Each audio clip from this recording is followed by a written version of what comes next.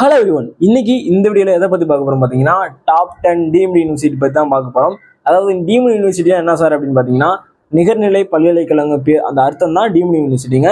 இந்த டீம்டு யூனிவர்சிட்டியை பொறுத்தவரை என்ஆர்ஐஎஃப் என்ன, இதுக்கு என்ன எக்ஸாம் என்ட்ரன்ஸ் எக்ஸாம் எழுதலாம், இது எப்படி உள்ள போகலாம் அப்படின்னு சொல்லி நிறைய தகவல்கள் இந்த வீடியோ நான் சொல்றேன். காசு கொடுத்தா கூட நம்ம டீம்டு யூனிவர்சிட்டிக்குள்ள போகலாம். ஆனா காசு கொடுத்தாலும் போக முடியாத ஒரு தலை சிறந்த கல்லூரிகளில் 10 கல்லூரியை பத்தி தான் இந்த வீடியோல பார்க்க போறோம். இந்த வீடியோவை ஸ்கிப் பண்ணாம பாருங்க. பேரண்ட்ஸ் அண்ட் ஸ்டூடெண்ட்ஸ் உங்களுக்கு தான் சொல்றேன். நீங்க ஒரு டீம்டு யூனிவர்சிட்டியில படிக்க போறீங்க அப்படின்னு நினைச்சீங்கன்னா இந்த வீடியோ ஸ்கிப் பண்ணாம பாத்தீங்கன்னா உங்களுக்கு முழுக்க தகவல் இருக்கும். என்னென்ன காலேஜ்ல என்னென்ன கோர்ஸ், என்னென்ன என்ட்ரன்ஸ் எக்ஸாம் இருக்குது, என்னென்ன படிக்கலாம், அதுக்கு முதல்ல நான் சொல்றேன். சரிங்களா, வாங்க வீடியோக்குள்ள போலாம்.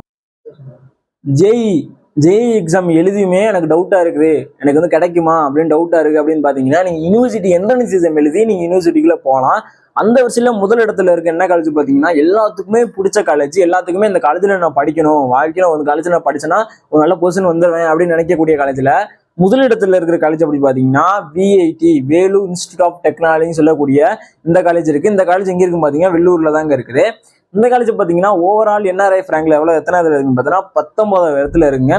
அது மட்டும் இல்லாம இன்ஜினியரிங் கவுன்சிலிங்ல பாத்தீங்கன்னா என்ஆர்ஐ ரேங்க்ல பாத்தீங்கன்னா 11வது இடத்துல இந்த காலேஜ் இருக்குங்க. யூனிவர்சிட்டி ரேங்க் என்ஆர்எஃப் ரேங்க்ல பாத்தீங்கன்னா டாப் 10ல 10வது இடத்துல இந்த விஐடி இருக்குங்க. இந்த விஐடியை கிளியர் பண்ணி எப்படி நான் ஜாயின் பண்றது, இந்த விஐடிக்குள்ள போனா எப்படி போகணும் அப்படின்னு பாத்தீங்கன்னா விஐடி ட்ரிபிள்னு சொல்லக்கூடிய ஒரு எக்ஸாம், என்ட்ரன்ஸ் எக்ஸாம் எழுதுனா மட்டும்தான் நீங்க இதுக்குள்ள போகணும், இந்த காலேஜ்ல நீ போக முடியும். சரிங்களா, இந்த எக்ஸாம் எப்படி அப்ளை பண்ணுவீங்க பாத்தீங்கன்னா அப்ளை மார்ச் 31 அப்ளை பண்ற டேட் கொடுத்துருக்காங்க. அந்த டேட்ல நீங்க அப்ளை பண்ணி நீங்க என்ட்ரன்ஸ் எழுதிக்கலாம், எழுதி நீங்க உள்ள போய்க்கலாம். அது மட்டும் இல்லாமல் அது எவ்வளவு ஃபீஸ் கட்டணும், அந்த என்ட்ரன்ஸ் எக்ஸாம் அப்ளை பண்றதுக்கு எவ்வளவு ஃபீஸ் கட்டணும் பாத்தீங்கன்னா 1350 ரூபா பே பண்ணீங்க மட்டும் இந்த என்ட்ரன்ஸ் எக்ஸாம் உள்ள போய் அப்ளை பண்ணி எழுதிடலாம். அதுக்கடுத்து பாத்தீங்கன்னா டாப் டூ பாத்தீங்கன்னா எந்த காலேஜ் இருக்கு பாத்தீங்கன்னா அமிர்தா விஸ்வ வித்யாபீடம் சொல்லக்கூடிய இந்த காலேஜ் தான் இருக்கு. இந்த காலேஜ் எங்கே லொக்கேட் ஆயிருக்குன்னு பாத்தீங்கன்னா கோயம்புத்தூர்ல இந்த காலேஜ் லொக்கேட் ஆயிருக்கு. எல்லாருக்குமே இந்த கோயம்புத்தூர் அமிர்தா யூனிவர்சிட்டியில படிக்கணும் எல்லாத்துக்கும் ஒரு ஆசை இருக்கு. எல்லா இடத்துலயுமே அமிர்தா யூனிவர்சிட்டி இருக்குது. இருந்தாலும் எனக்கு இந்த கோயம்புத்தூர்ல படிக்கணும்னு சொல்லிட்டு நிறைய பேருக்கு கனவு இருக்கும். இந்த ஓவரால் என்ஆர்ஐஎஃப் ரேங்க்ல பாத்தீங்கன்னா 18வது இடத்துல இந்த அமிர்தா யூனிவர்சிட்டியில இருக்கு. அது மட்டும் இல்லாம இன்ஜினியரிங் ரேங்க் என்ஆர்ஐஎஃப் ரேங்க் லிஸ்ட் பாத்தீங்கன்னா 23வது இடத்துல இந்த அமிர்தா யூனிவர்சிட்டி இருக்குதுங்க.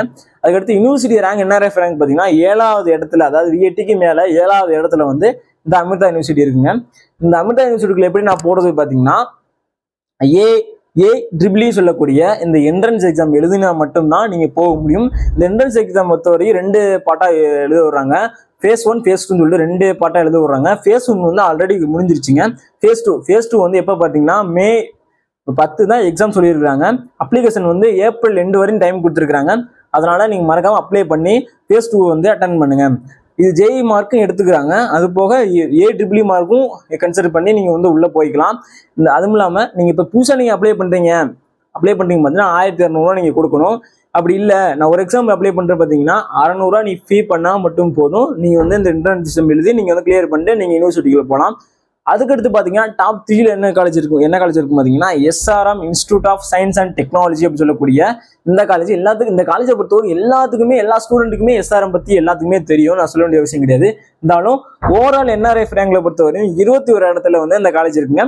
அது மட்டும் இல்லாம இன்ஜினியரிங் அதாவது இன்ஜினியரிங் என்எஃப்ல 13வது இடத்துல இந்த காலேஜ் இருக்குங்க. யூனிவர்சிட்டியில பாத்தீங்கன்னா விஐடி கீழே எஸ்ஆர்எம் யூனிவர்சிட்டி என்ஆர்ஐஎஃப்ல 11வது இடத்துல இருக்குங்க.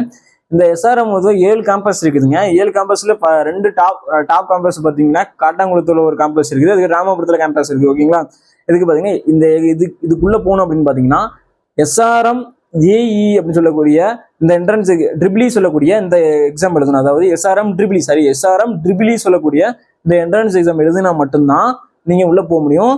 இது மொத்தம் ஃபேஸ் 1 ஃபேஸ் 2 ஃபேஸ் 3 சொல்லக்கூடிய 3 நடத்துறாங்க.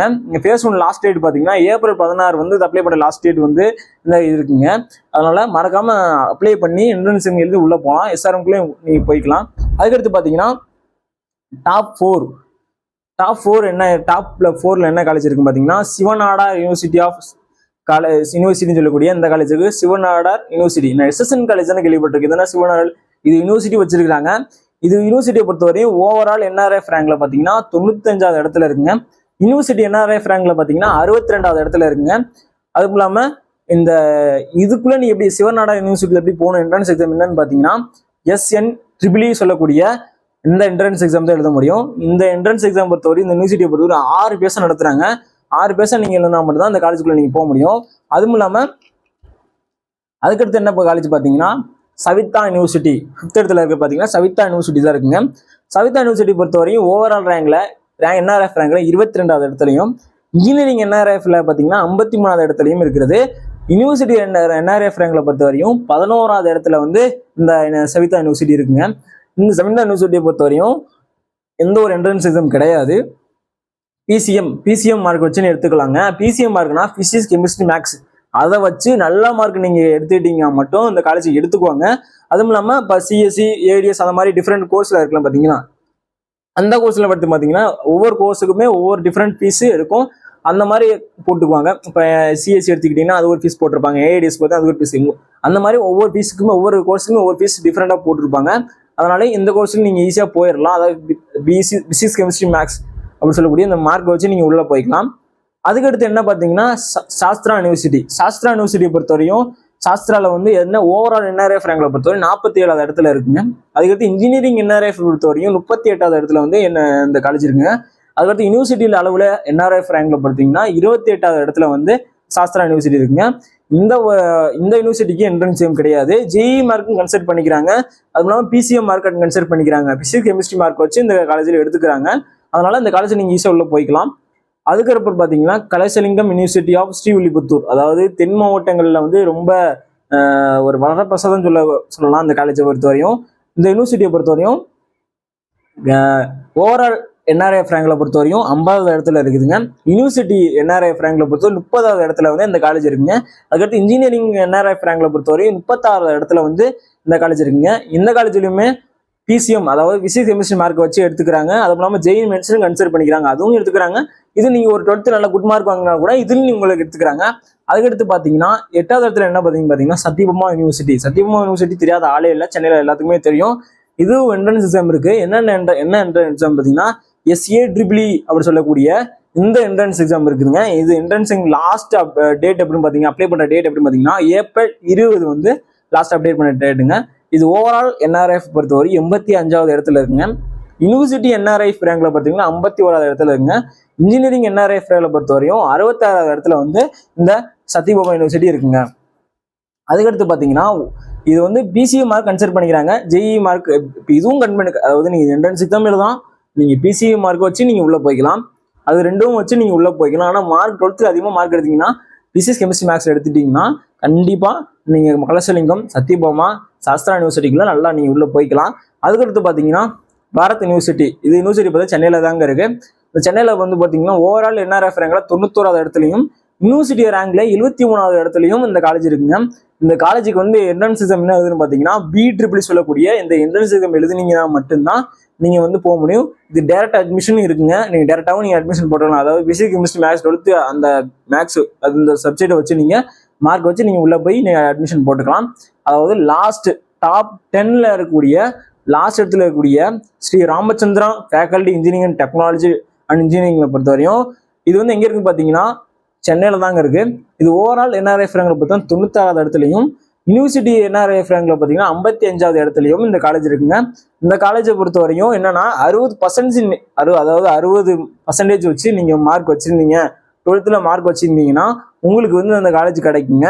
அதுவும் இல்லாமல் நீ பிசிக்ஸ், கெமிஸ்ட்ரி மட்டும் ஃபோக்கஸ் பண்ணுங்க, கண்டிப்பா நீங்க வந்து உங்களுக்கு வந்து கிடைக்கும். சார் இது மட்டும் தான் டாப் 10ல இருக்குதா, மற்ற காலேஜ்ல இருக்குங்க? இருக்குது. காரணம் யூனிவர்சிட்டி இருக்குது, வேல்டெக் இருக்குது, நிறைய யூனிவர்சிட்டி இருக்குது. இருந்தாலும் இந்த டாப் 10 வந்து தமிழ்நாட்டு அளவில் வந்து ரொம்ப பிரபலமான கல்லூரிகளில் இந்த 10 கல்லூரிகள் இருக்குது. இது போன்ற பல தகவல்கள் உங்களுக்கு வேணும்னுச்சுங்கன்னா நம்ம சேனலை வந்து ஃபாலோ பண்ணி சப்ஸ்கிரைப் பண்ணி லைக் பண்ணிட்டு பாருங்க. முடிஞ்ச வரையும் நீங்க 12th படிக்கிற உங்க ஃப்ரெண்ட்ஸுக்கு ஷேர் பண்ணிட்டு லைக், ஷேர், சப்ஸ்கிரைப் பண்ணி விட்டுருங்க. பாய்.